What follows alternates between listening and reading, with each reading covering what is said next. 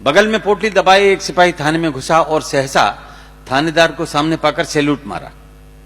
थानेदार ने पोटली की तरफ निहारा तो सैल्यूट के झटके में पोटली भिज गई और उसमें से गाढ़ी सी कत्थई बूंद रिस गई। थानेदार ने पूछा, बे इस पोटली में से क्या टपका रहा है? क्या कहीं से शरबत की बोतलें मार के ला रहा है?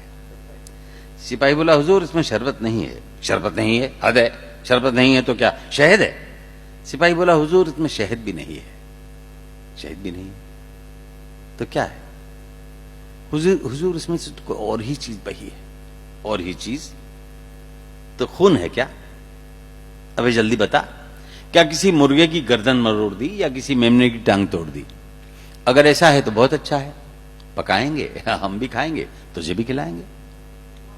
सिपाही बोला, हुजूर न पका सकता हूं न खा सकता हूं, मैं तो बस आपको दिखा सकता हूं। तो इतना कहकर सिपाही ने वो पोटली मेज पर खोली तो देखकर थानेदार की भी आत्मा डोली, क्योंकि उस पोटली में से निकले किसी नौजवान के दो कटे हुए हाथ। थानेदार ने पूछा, बता क्या है बात, ये क्या कलेस है? सिपाही बोला, हुजूर रेलवे लाइन एक्सीडेंट का केस है। एक्सीडेंट का केस है तो यहां क्यों लाया है? 20% बॉडी ले आया, 80% कहां छोड़ाया है? सिपाही बोला, माई बाप ये बंदा इसीलिए तो शर्मिंदा है क्योंकि 80% बॉडी तो जिंदा है। पूरी लाश होती तो यहां क्यों लाता, वहीं उसका पंचनामा न बनाता। लेकिन हुजूर गजब बहुत बड़ा हो गया, वो तो हाथ कटवा के खड़ा हो गया।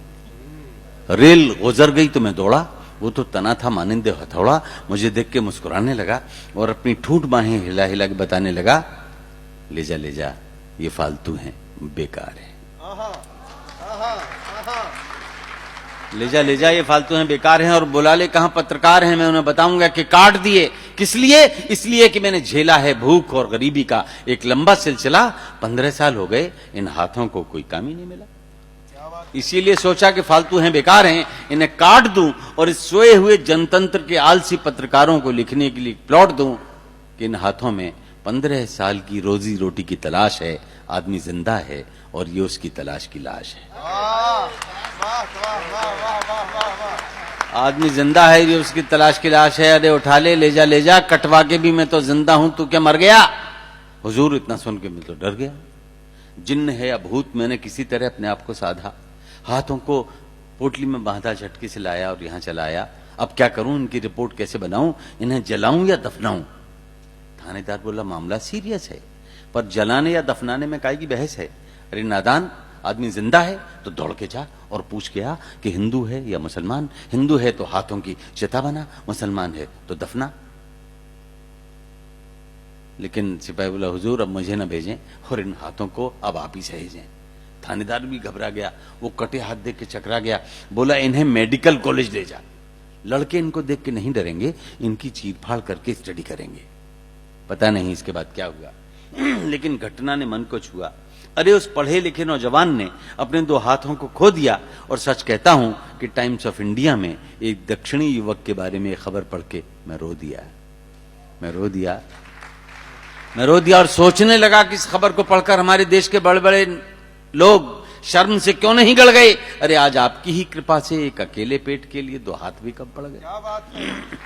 एक अकेले पेट के लिए 2 हाथ भी कम पड़ गए। वो उगता गया आपके झूठे वादों, झूठी बातों से, वरना वो क्या नहीं कर सकता था अपने इन 2 हाथों से। वो इन हाथों से किसी मकान का नक्शा बना सकता था, इन हाथों में बंदूक थाम के देश को सुरक्षा दिला सकता था, इन हाथों से वो कोई सड़क बढ़ा सकता था, इन हाथों से क्रेन द्वारा सामान चढ़ा सकता था, और तो और ब्लैक बोर्ड पर ह से हाथ लिखकर बच्चों को पढ़ा सकता था।